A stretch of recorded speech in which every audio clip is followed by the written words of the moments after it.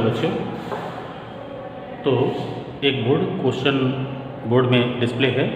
cos x equal to -1/2 हो तो सभी ट्रिग्नोमेट्रिकल फंक्शन की वैल्यू हमें कैसे निकालनी है। तो इसके बारे में हम लोग सबसे पहले देखने की कोशिश करें कि cos x का वैल्यू -1/2 है। इसका मतलब है cos यानी नेगेटिव आ रहा है। इसका मतलब है फर्स्ट और ये हमारा क्वाड्रेंट है। cos पहले और चौथे क्वाड्रेंट में हमारा नेगेटिव होता है और पहले और चौथे में हमारा cos पॉजिटिव होता है और सेकंड और थर्ड में नेगेटिव होता है। तो सबसे पहले हम ध्यान रखते हैं कि एक छोटा सा ट्रायंगल बना लेते हैं। ये बी और ये सी, इसको x कह देते हैं। बेस समान हाइपोटेनस, तो ये बेस हो गया, ये हाइपोटेनस हो गया। cos माइनस लगा हुआ है और यहाँ पर x क्या रहा है, पाई से 3 पाई होगी। ये थर्ड क्वाड्रेंट की बात कर रहे हैं। थर्ड क्वाड्रेंट का मतलब यह है कि थर्ड क्वाड्रेंट है तो पॉजिटिव होता है, तो ये आपका नेगेटिव होना चाहिए। इस तरह से अगर हम इसका सॉल्यूशन निकालें तो sin x का वैल्यू पाइथागोरस थ्योरम में आप अप्लाई कर सकते हैं।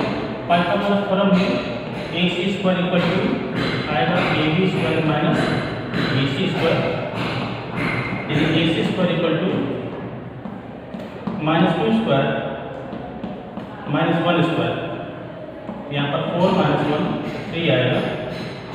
तो ac का वैल्यू √3 होगा। तो यहाँ पर √3 ले सकते हैं।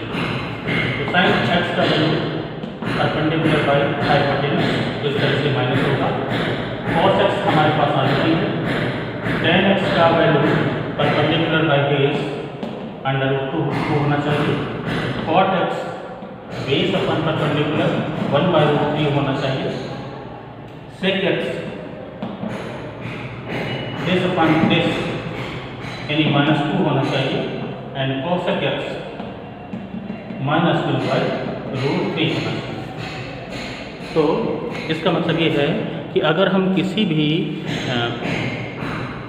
cos x या sin x से हम ट्रायंगल फॉर्मेट कर लें और सभी जो उसकी साइड्स हैं उसको अगर हम मेज़र कर लें तो हम अंदाज़ा लगा सकते हैं कि उसके बाकी पोर्शन, बाकी पार्ट उसके क्या होने चाहिए। आते हैं सेकंड क्वेश्चन की तरफ। इसी तरह से सेकंड क्वेश्चन देखते हैं। sin x equal to 3/5, x हमारा थर्ड क्वाड्रेंट में लाई कर रहा है। तो इसके लिए भी हम ट्रायंगल जनरेट करेंगे और ट्रायंगल में हम ये देखेंगे कि हमारा ट्रायंगल किस तरह से बनेगा और कौन सी साइड इसमें नेगेटिव होगी। यहाँ से जो x है वो सेकंड क्वाड्रेंट में लाई कर रहा है। इस तरह का ट्रायंगल बना लेंगे। ये A B C। sin x equal to 3/5 है, तो इसका मतलब ये 3 होना चाहिए और ये 5 होना चाहिए। पाइथागोरस थ्योरम से BC² equal to ab² minus ac², 5² minus a², 25 minus 9, it would be 16। BC equal to 4 plus minus.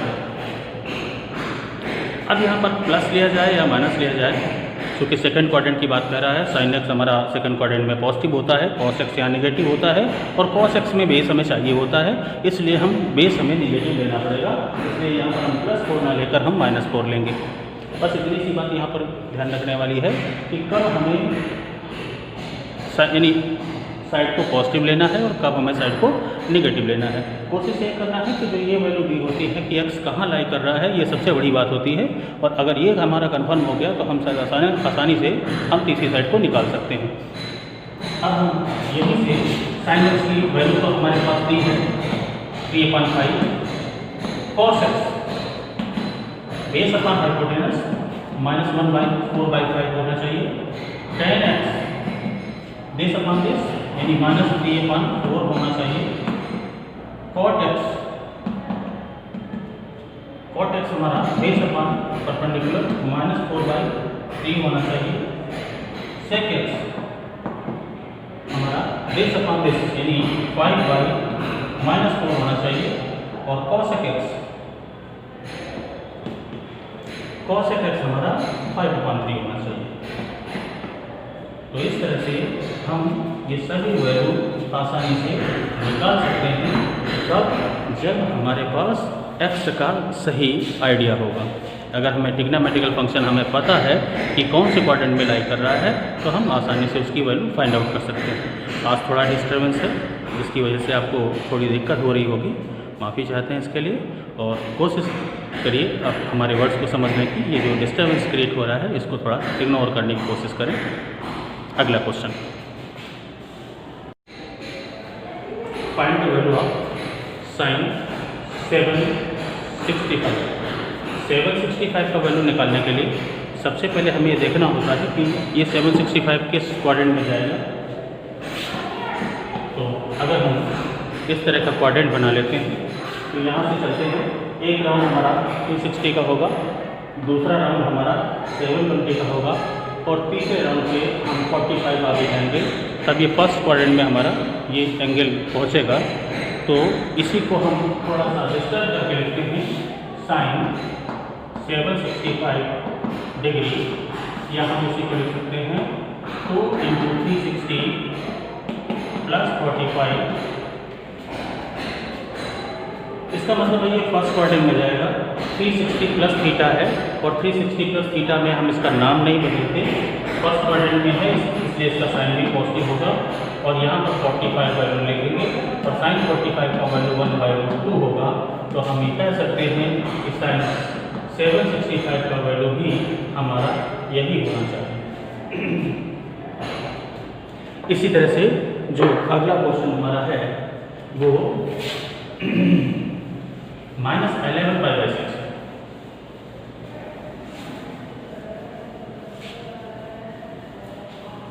tan sign कुछ भी हो सकता है, जैसे tan -11π/6 या sin -11π/6 या cos के साथ लगा हो। ऐसी कंडीशन पर हम पहले देखते हैं tan -θ = -tan θ। तो इसको हम इधर ले आते हैं, यानी tan 11π/6। अब ये कोशिश करते हैं कि ये एक स्टैंडर्ड फॉर्म में बन जाए, यानी ये हमारा -π/2 से +π/2 के बीच में बन जाए। तो इसको हम कितना डिस्टर्ब करके कितना छोटा बना सकते हैं, सबसे पहले हमारी प्राथमिकता इसकी होनी चाहिए। तो हम क्या इसको tan π - 2π -π/6 लिख सकते हैं। अगर हम एलसीएम लेंगे तो यहाँ पर हमारा 12π - π मीन्स 11π/6 आ जाएगा और यही हमें चाहिए भी। तो इस तरह से हम ये 2π को हम 360 करते हैं, 2π मीन्स 360। बस ये हमारा डिग्री फॉर्म है और ये हमारा रेडियन फॉर्म है। तो 2π जहाँ पर लिखा हो वहाँ पर हम 360 डिग्री ही कहेंगे। तो ये 360 - θ यानी ये सेकंड क्वाड्रेंट, ये हमारा फोर्थ क्वाड्रेंट में जाएगा। अगर हम इस तरह की बात करें तो ये हो गया 2π और -π/3 मतलब नीचे जाना है आपको, तो इसका मतलब ये फोर्थ क्वाड्रेंट में जाएगा। तो ये माइनस तो हमारा क्वेश्चन में था, इसमें एक माइनस और मिलेगा, 2π होने की वजह से नाम नहीं बदलेगा और यहाँ पर π/6 और इसका वैल्यू ये माइनस मिलकर प्लस हो गया और इसका वैल्यू हम 1/√3 कह सकते हैं। तो इस तरह से हम इसका वैल्यू निकाल सकते हैं कि tan -11π/6 का वैल्यू 1/√3 होना चाहिए, ऐसी हमें उम्मीद है। आते हैं अगले क्वेश्चन की तरफ। इस तरह से हम इस चैप्टर को ओवर समझते हैं, छोटा सा चैप्टर था, आसान था और आप लोग अगर प्रैक्टिस करेंगे तो शायद सारे क्वेश्चन हो जाएंगे। अगर कन्फ्यूजन है तो हम आपके लिए उन क्वेश्चनों के सलूशन लेकर दोबारा वापस आ जाएंगे। आते हैं नेक्स्ट टॉपिक पर। एक्सरसाइज 3.3 में पहला क्वेश्चन हमारा कुछ इस तरह का दिया हुआ है। हम कोशिश करेंगे कि जो हमें RHS में जो हमसे प्रूफ करवा रहा है हम उसको उसी की लैंग्वेज में हम प्रूफ करके दिखाएं। जैसा कि आप डिग्री से रेडियन बनाना अगर जान गए हैं तो आपके पास ये π/6 का जो वैल्यू है ये 30 डिग्री का रिप्रेजेंटेशन है। इसी तरह से ये हमारा 30 डिग्री का रिप्रेजेंटेशन है और ये हमारा 45 डिग्री का रिप्रेजेंटेशन है। तो हम इन्हीं की वैल्यू सब्स्टिट्यूट कर देंगे, टेबल में हमारे पास हैं और हम इनको आसानी से रख सकते हैं। तो sin 30 1/2 plus cos 30 √3/2 minus tan 45 1/2। इसी को अगर हम सॉल्व करेंगे तो 1/4 प्लस 3/4 माइनस 1।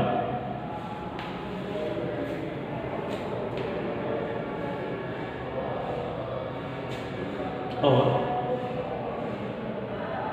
इसका वैल्यू तो 0 आ रहा है। एक बार फिर से क्वेश्चन को चेक करने दीजिए।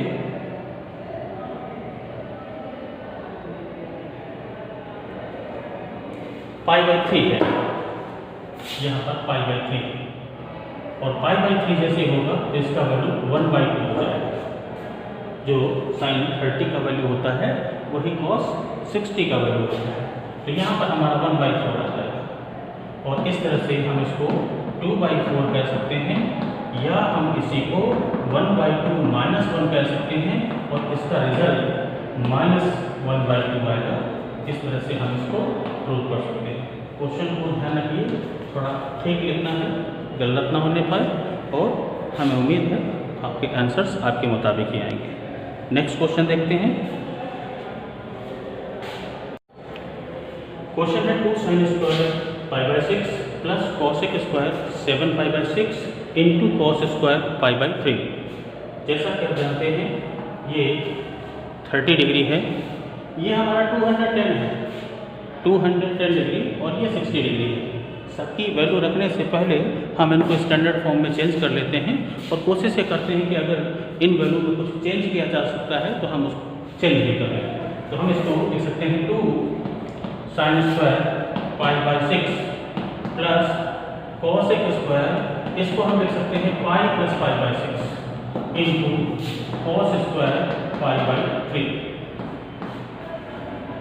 तो यहाँ से हम 2 sin स्क्वायर π/6 ये पाई प्लस ये सेकंड क्वाड्रेंट में जाएगा और सेकंड क्वाड्रेंट में cosec हमारा निगेटिव होता है, लेकिन तो यहाँ पर हम cosec π/6 लिख सकते हैं और इसका जो स्क्वायर करेंगे तो ये फिर से पॉजिटिव होगा इंटू cos स्क्वायर π/3। तो यहाँ से हम इसका वैल्यू रखते हैं 2 into sine 30 degree 1/2 whole square plus cosec 30 degree, तो साइन का जस्ट उल्टा होता है तो -2 और इसका स्क्वायर इंटू cos 60 डिग्री और cos 60 का वैल्यू भी 1/2 और इस तरह से। यहाँ से हम अगर इसको सॉल्व करें तो 2 इंटू 1/4 प्लस 4 इंटू 1/4, तो यहाँ से 4 से 4 काट सकते हैं, यहाँ से 2 से 2 काट सकते हैं, यानी वैल्यू हमें मिलेगी 1/2 प्लस 1। इसका रिजल्ट हमें 3/2 मिल जाएगा और यही हमारा प्रूफ था। तो इस तरह से हम इसका वैल्यू फाइंड आउट कर सकते हैं। एनसीईआरटी का क्वेश्चन आसान है, संभल के करेंगे हो जाएंगे। क्वेश्चन नंबर 3 में cot square π/6 plus cosec π/6 plus 3 tan square π/6 equal to 6।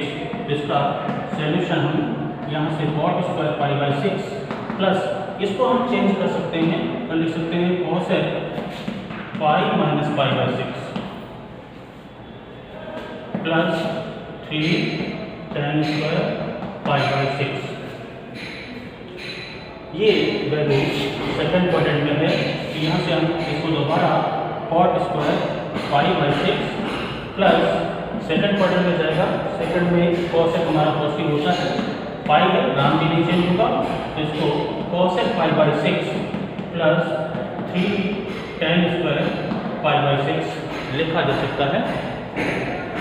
इसका वैल्यू यहाँ से cot 30 डिग्री और cos 30 डिग्री का वैल्यू हमारा √3 प्लस cosec 30 डिग्री और cosec 30 डिग्री का value 2 plus 3 into tan 30 degree, ये होगा हमारा 1/√3 एंड होल स्क्वायर। इसी को सिंपल कर लेते हैं। यहाँ से 3 आएगा, यहाँ से 2 आएगा, प्लस 3 इंटू 1/3। तो यहाँ से 3 से 3 काट सकते हैं, तो ये 5 प्लस इधर से 1, टोटल वैल्यू 6 आएगी। यही हमारा प्रूफ होगा। तो हमें क्वेश्चन में यही दिखाना था कि इसकी वैल्यू 6 होती है। इसके साथ साथ अगला क्वेश्चन हमारा है proof that 2 sin square 3π/4 plus 2 cos square π/4 plus 2 sec square π/3। ये तो अपने लोवेस्ट फॉर्म में है, बट ये हमारा लोवेस्ट फॉर्म में नहीं है, तो इसको हम लिखेंगे 2 sin स्क्वायर π-π/4। इसको हम 3π/4 को हमने डिस्टर्ब करके थोड़ा लिखा है, plus 2 cos square π/4 plus 2 sec square π/3। ये हमारा सेकंड क्वाड्रेंट में जाएगा। सेकंड साइन का अपना रूम होता है, वैल्यू पॉजिटिव होगी और नाम भी इसका नहीं बदलेगा। Plus 2 cos square π/4 plus 2 sec square π/3। अब हमें सिंपल सी वैल्यू रखनी है सबकी। साइन π/4 तो हम 2 इंटू 1/√2 का स्क्वायर कर सकते हैं, 2 ये भी 1/√2 का स्क्वायर कर सकते हैं, प्लस 2 और sec 60 हमारा वैल्यू होगा 2 का स्क्वायर। cos 60 हमारा 1/2 होता है, तो sec 60 हमारा cos का रिवर्स होता है। इधर से देखिए 2 into 1/2 plus 2 into 1/2 plus 2 into 4। यहाँ से आएगा 1 प्लस 1 प्लस 8, ये हमारा 10 होगा, जो कि हमें यही प्रूव करना था। तो हमें उम्मीद है आसानी से आप इसको प्रूव कर सकते हैं, और आगे भी कुछ क्वेश्चंस ऐसे ही मिलेंगे, हम लोग आगे भी करेंगे। अभी आज के लिए इतना ही।